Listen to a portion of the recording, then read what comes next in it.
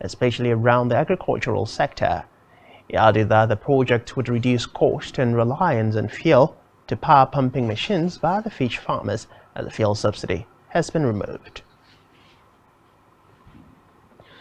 Away from that, the Senate President Godswill Akpabio has assured Nigerians and the international business community of the readiness of the 10th National Assembly to work with the President Bola Tinubu-led administration to provide an enabling business environment and also make life worth living for the generality of Nigerians. Akpabio gave the assurance in its goodwill message at the reception dinner in honor of the newly appointed Secretary to the Government of the Federation, George Akome, in Abuja. The Senate President, while describing Akome as a man of excellence, said Nigerians are in for the best under the leadership of the current administration. We just said that it is customary that in coming to a place like this, we should also pay you respect. To wish the good government to set well, and to assure you that President Bola who sent us to come and control the people of this research and the Naman economy. It's a very positive change and will require the cooperation of all the stakeholders and practitioners. Governance are able to be interpreted and they dovetail to the grassroots through the offices.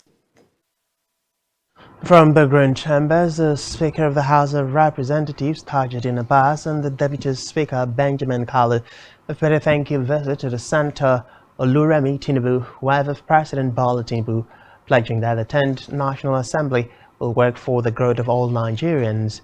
According to a statement issued by the Special Advisor to the Speaker on Media and Publicity, Musa Krishi, the overwhelming mandate given to him by members of the House would spur him to work with every member to achieve a Nigeria that every citizen desires. Abbas said they did not take the First Lady's support for granted, stating that the 10th House would give the Tinubu-led administration all the support to succeed. Meanwhile, President Tinubu in his remark congratulated the Speaker and his deputy on their victory, adding that with the caliber of leadership and membership of the 10th Assembly, Nigeria would be great again. On judicial matters, the Presidential Election Petition Tribunal, PEPT, has again adjourned the petition filed before it by the Allied People's Movement, APM, till June 21st for hearing. The court had fixed June 19 to commence hearing of the petition filed by the APM challenging the victory of President Bola Tinubu and Vice President Kashim Shettima of the All Progressives Congress APC in the February 25 election. At the resumed hearing, the party asked for a one-week adjournment, which was turned down by the court. Reports say the party had applied to the court for a date to commence hearing of its petition against the result of the presidential election, which had earlier been delayed over their inability to obtain a Supreme Court judgment. However, the presiding judge, Haruna Zamani, after listening to the APM and lawyers from INEC and APC, granted the application and adjourned the case till Wednesday, June 21st, for commencement of hearing. In a separate development, the Nigerian Meteorological Agency, NIMET, has predicted cloudiness and thunderstorms from today to Wednesday across the country. NIMET's weather outlook predicted a cloudy atmosphere today with patches of clouds over the northern towns over parts of Sokoto, Zamfara, Borno, Taraba, Adamawa, Kaduna, Kano, Katsina, Bauchi, Jigawa, Gombe, and Kebbi states. Later in the day, and cloudy atmosphere over parts of inland states of south and coastal cities in the morning, with chances of isolated thunderstorms over parts of Lagos, Cross River, Akwa Ibom, Rivers, Delta, and Bayelsa states. According to the agency, thunderstorms are expected over the entire region later in the day. Away from that, the New Nigeria People's Party, NNPP, has tasked the Independent National Electoral Commission, INEC, to conduct credible elections in the forthcoming governorship elections in Bayelsa, Kogi, and Imo states. NNPP also tasked the INEC to adequately test-run the Bimodal Voters Accreditation System, BVAS, to avoid awkward story of glitches, hitches, and manipulations that reportedly characterized the 2023 general election.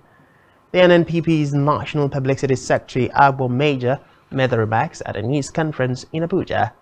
At the conference, Major explained that NNPP demanded free, fair, credible, transparent, inclusive ground to all political parties and their candidates participating in the polls and ensure the people's mandates are respected. On security, the National Agency for the Prohibition of Trafficking in Persons, NAPTIP, has raised the alarm about the increasing activities of human traffickers operating through northern borders. Director General of NAPTIP Fatima Waziri Aziz disclosed these while speaking with newsmen on the sidelines of the just concluded inaugural Joint Technical Working Group meeting on a memorandum signed between Nigeria and the Gambia held in Abuja. Waziri Aziz said it had been observed that human traffickers were now favoring the northern borders as opposed to the southern borders that used to be their haven. The DG added that historically, traffickers used border points in the southern part of the country, like the semi-border, to smuggle people out of Nigeria. But in the past 5 years, traffickers have moved from the southwest region of Nigeria to the northwest region of the country.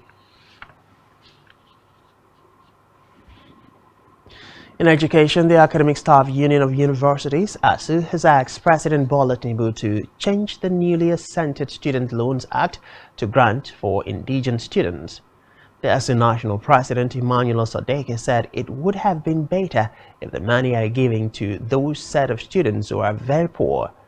According to him, there are more than 1 million students in Nigerian public universities, and the loan cannot adequately cater for students' tuition.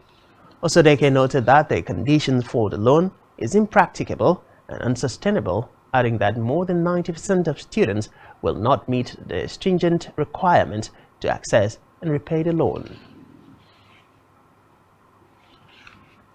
In another development, Governor Abu Kefas of Taraba State has approved the immediate dissolution of all existing boards and commissions in the state, as well as caretaker committee chairman of the 16 local government councils.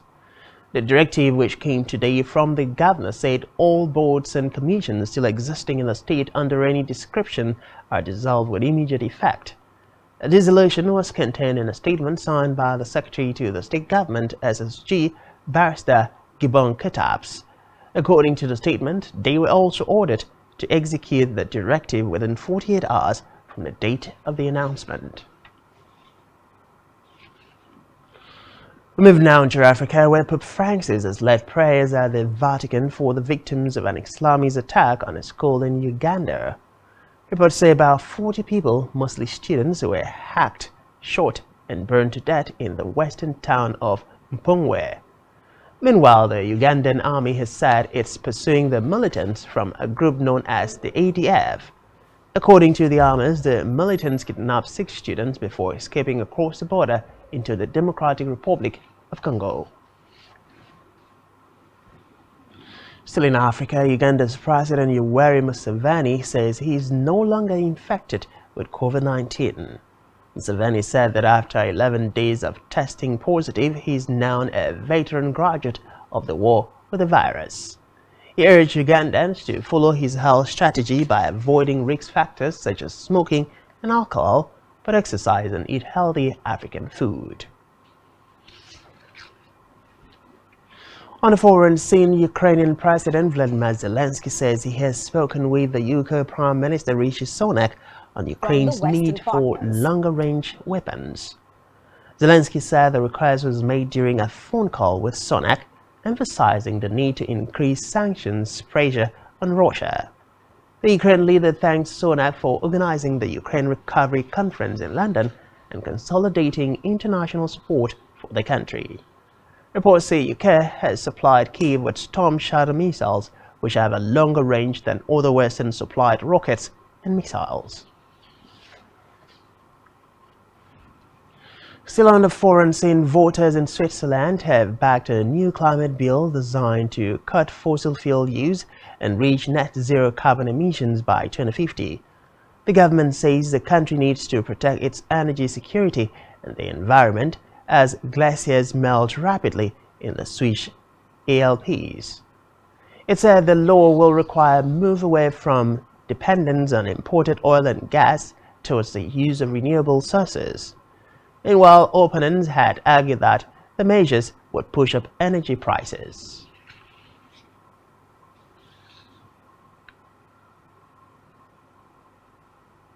And still to come in the news, Celtic FC appoints Brendan Rodgers as Postoglou's successor on a 3-year deal. To stay with us.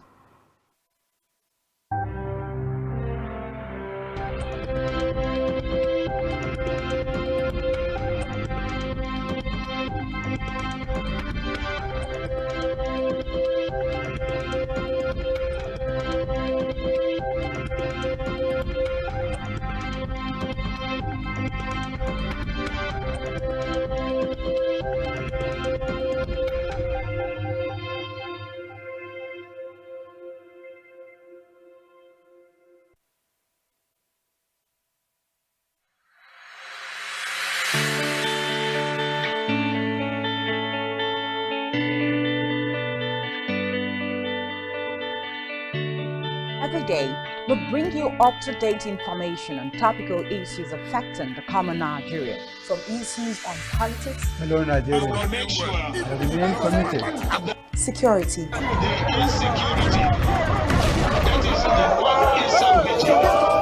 education, health, lifestyle, and so much more. Join Janice Kobum and Uyai Anyeken every weekday from 7 a.m. to 9 a.m. on Rise and Shine Daily, exclusive on Spectrum Television.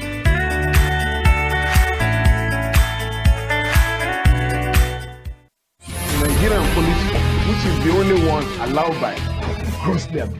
Our governors have to share police powers with the president as stipulated by the constitution. We do not have a federal government police force. We have the Nigerian police force, which shall be administered, organized, and supervised by the Nigerian police force. No, my lord, I want to say something. I want to say something here.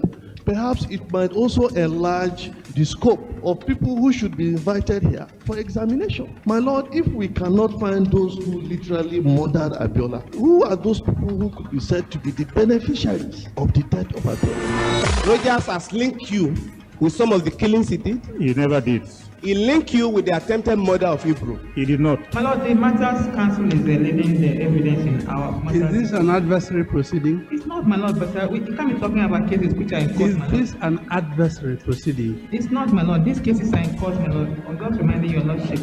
My lord, sorry, my lord, I think I'll be in cross-examination. Legally Speaking, a program that deals with legal issues and questions we face as citizens of this amazing country, Nigeria. Legally Speaking. Join us every Friday from 5 p.m. to 6 p.m. for Legally Speaking.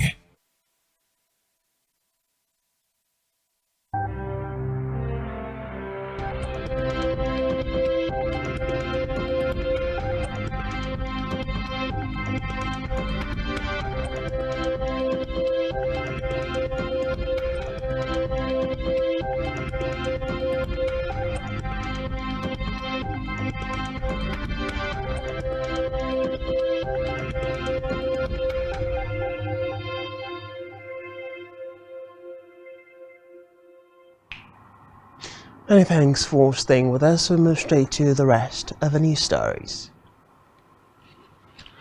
On a business news, the Central Bank of Nigeria, CBN, has lifted the limits placed on domiciliary accounts. In a statement by the CBN, the new regulation allows account holders to deposit freely, have unrestricted access to funds in accounts, and make up to $10,000 withdrawals daily. According to the CBN, the policy changes aim to promote transparency, liquidity, and price discovery in the foreign exchange FX market in order to improve FX supply, discourage speculation, enhance customer confidence, and ensure overall stability in the FX market. The statement also noted that all visible and invisible transactions, medicals, school fees, BTA and PTA airline, and other remittances were eligible for the investors and exporters window. Still in business, the President and Chairman of Council, Chartered Institute of Bankers of Nigeria, CIBN, Ken Opara, has said that trade-based money laundering poses a significant threat to the integrity of the global financial system and has far-reaching implications for regulators and operators alike. Opara said, according to a report published by the Financial Action Task Force in 2022, trade-based money laundering accounts for a substantial portion of illicit financial flows worldwide. He said it is estimated that illicit proceeds worth $1.4 trillion to $2.3 trillion are laundered through trade-based schemes every year, significantly impacting economies and undermining legitimate trade activities. The CIBN chairman added that in light of recent developments in health expert Dr. David Paddy has said that over 65% of Nigerian men were at risk of suffering from erectile dysfunction at the age of 40 and above. The medical experts attributed the situation to lack of regular exercise, continuous consumption of processed foods, eating and rest, while calling for urgent measures to checkmate the issue. Paddy added that men who suffer from erectile dysfunction might be more at risk of stroke, heart disease, and premature death. Still in health, state health officials in the North Central Zone and other stakeholders have expressed optimism that President Bola needed to improve healthcare delivery across the country in Jos Plateau State. The stakeholders expressed optimism that with the removal of fuel subsidy, federal and state governments will no longer have excuses to surmount the challenges facing the sector. They also advocated for the private sector and community involvement in co-funding of the health sector for sustainability, adding that directors of the budget should be in the world of sport. Brandon Rogers has returned as Celtic manager 4 years after leaving to join Leicester City. The Northern Irishman has agreed a 3-year contract with the Scottish champions to replace Ange Postecoglou, who left for Tottenham this month. Rogers, aged 50, was sacked in April by Leicester, who were subsequently relegated from the Premier League. He won 7 domestic trophies in a row during his first spell at Celtic from 2016 to 2019. Still in sports, 2 goals from Victor Osimhen has helped the pair. The third goal for Nigeria in the game played at the Samuel Keyons Doe Stadium in Monrovia, Liberia, yesterday was scored by Kelechi Iheanacho. Nigeria and Guinea-Bissau have booked their spots from Group A. Meanwhile, Ivory Coast booked their place at the final tournament as host, while defending champions Senegal, Morocco, Algeria, Burkina Faso and Tunisia completed the list. Reports say a total of 24 teams will be qualified to play in the final tournament. A move to entertainment, where Afrobeat sensation Crayon has teased the arrival of his debut album. The singer shared the news via his Twitter account. Reports say the album is coming several years after Crayon made his debut with his eponymous EP, which brought him to the limelight. The singer had kicked off 2023 on a strong note with the release of his single, The One, Chop Life, featuring Yaba Buluku Boys. Still on entertainment, Netflix has announced a new teaser for the 2nd season of Squid Game and new cast members. Netflix shared the exclusive details of its runaway hit South Korean thriller series as part of its Tudum Global Fan event in Brazil. According to the streaming platform, the series features Lee Jung-ji playing cash-strapped everyman Sung Chi-hong by Lee Bong-hong and Wee Han-hyung, who plays the cop in search of his missing brother, who gets in over his head behind the scenes of the game.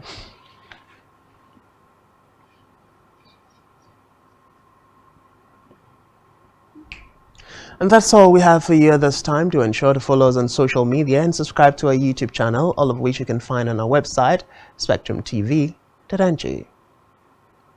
You've been watching Spectrum TV News at 2. I am Francis Edit. Many thanks for being there and do enjoy the rest of your day.